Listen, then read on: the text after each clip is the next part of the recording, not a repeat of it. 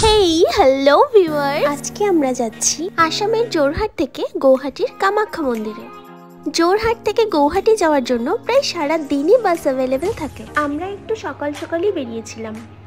Red বাস থেকে এই shortcut বাস করে প্রায় 300 কিলোমিটার 7 ঘন্টা জার্নি করে কামাখ্যা দর্শনের জন্য আমরা বেরিয়ে পড়েছিলাম।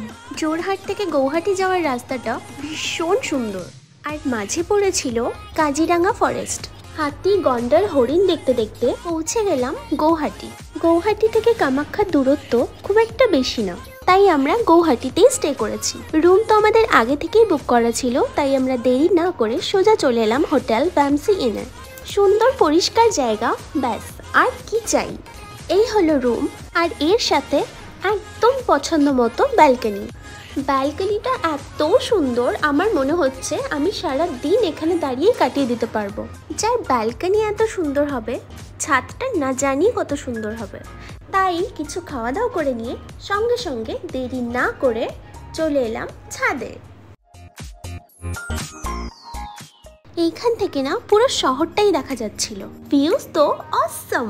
যাই হোক, চলে আসলাম সোজা রাত 12টায়। বার্থডে বলে কথা, সেলিব্রেশন তো চাই। আর এই হচ্ছে বার্থডে বয়।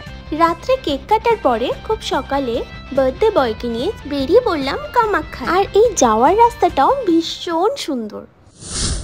চলে এলাম সোজা মায়ের কাছে। হ্যাঁ, আর এইটা হলো আমার শাড়ি পরার ভুলভাল চেষ্টা। অরিন্দম বলে ভুল শাড়ি পরলেও মা কম ভালোবাসবে না, তাই ঠিক যখন করেছি শাড়ি পরবো সেটাই করেছি। পুজো হয়ে যাওয়ার পরে কিছু ছবিও তুলেছি। সারাদিন আমাদের মন্দিরেই কেটে গেল, আর পুজোটাও খুব ভালো হলো। সন্ধেবেলা বার্থডে বয়কে নিয়ে চলে এলাম সিটি সেন্টার। শপিং আর ডিনার করে বার্থডে বয় তো পুরো খুশি।